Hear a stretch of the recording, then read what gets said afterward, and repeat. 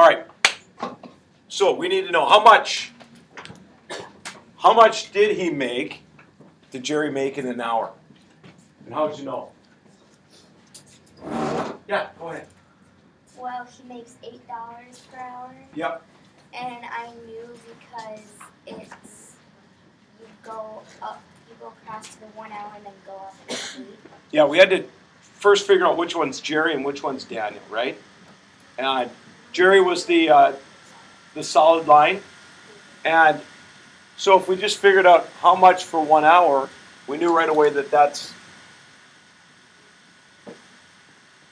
$8 per hour. Okay? $8 per hour. Can anybody write that as a ratio or a fraction? How would we write $8 per hour?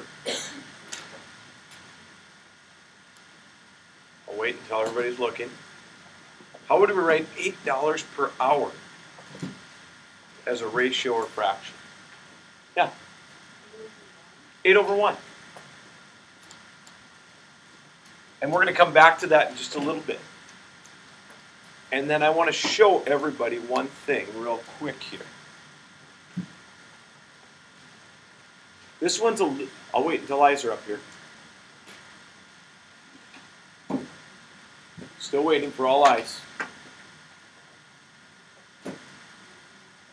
If we look at our y-axis here, we're not going up 1, we're actually going up 8 every single time. Okay? And at 0 hours, obviously, we're going to make $0. But for us to work 1 hour, we go up $8 and go over 1. We make $8 for every hour. $8 for every hour. And that's exactly how we use slope. Slope is a ratio of rise over run. So when we wrote that 8 over 1, I'll wait for eyes.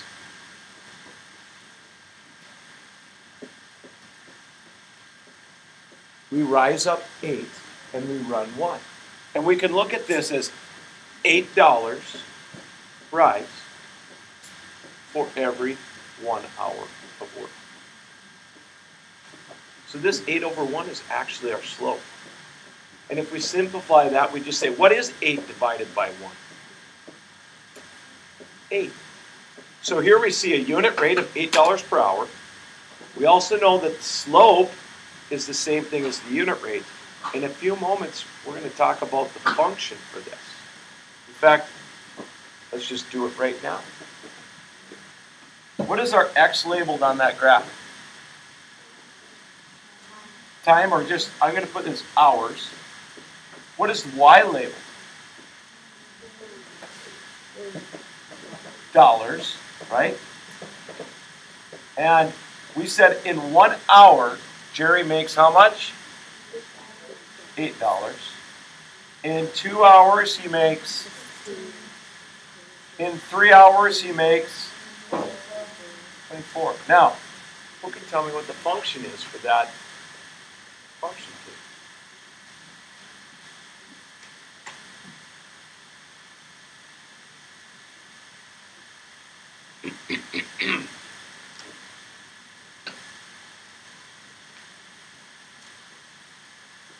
Yeah, what's the function? X times 8. Does everybody see this repeated addition of adding 8? For each hour we add 8. Repeated addition is just the same thing as what? Multiplication. So our function is 8 times our number of hours. And that will give us our output. So we look at this. Dollars is equal to $8 per hour. Make sense to everybody? Okay? So this 8 right here is a key thing. 1, it's your unit rate. The second thing that it is, it's your slope.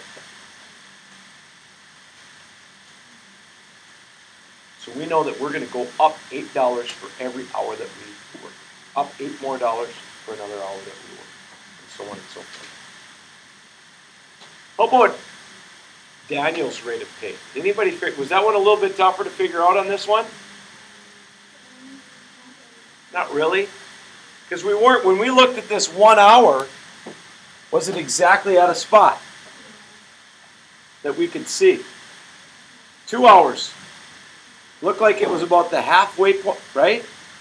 Everybody, what's halfway between 8 and 16? 12, right? 4 up, 4 down, so the halfway point, 4, add up 4. So he's making $12 for how many hours? 2 hours. 2 hours. So what's his unit rate? Yeah. $6 an hour. What's his slope? What's his slope?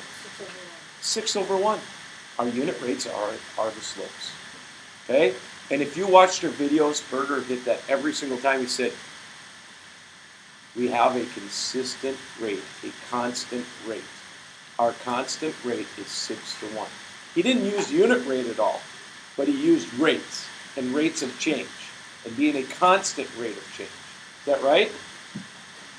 Okay? So he makes $6 per hour. His slope is 6/1, or just 6.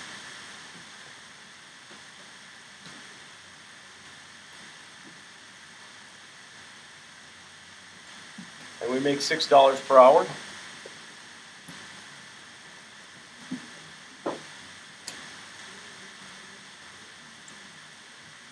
What did we come up for number 3?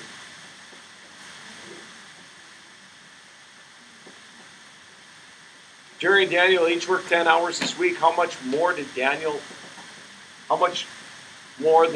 did Jerry earn? Yeah. Why?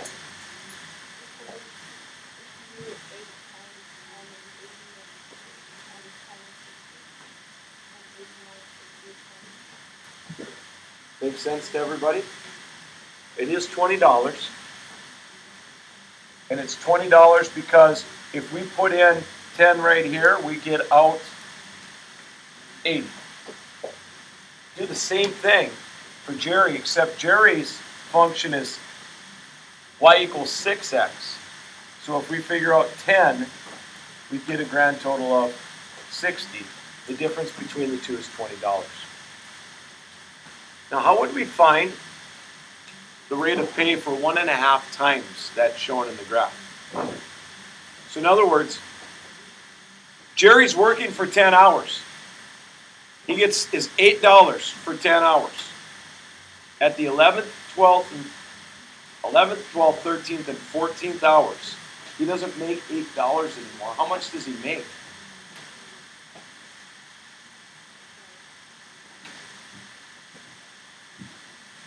Well, he gets 1.5 times, right?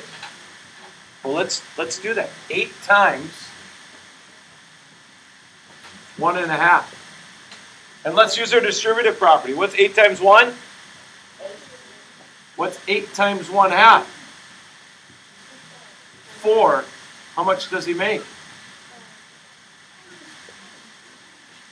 He's making $12 an hour for those 4 hours. So, all right, $12 an hour for 4 hours. How much does he make?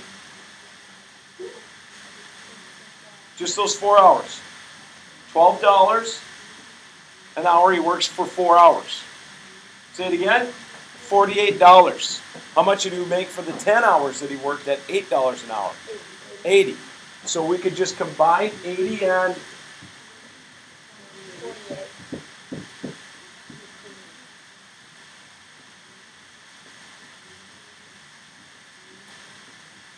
128 for that. That will be on your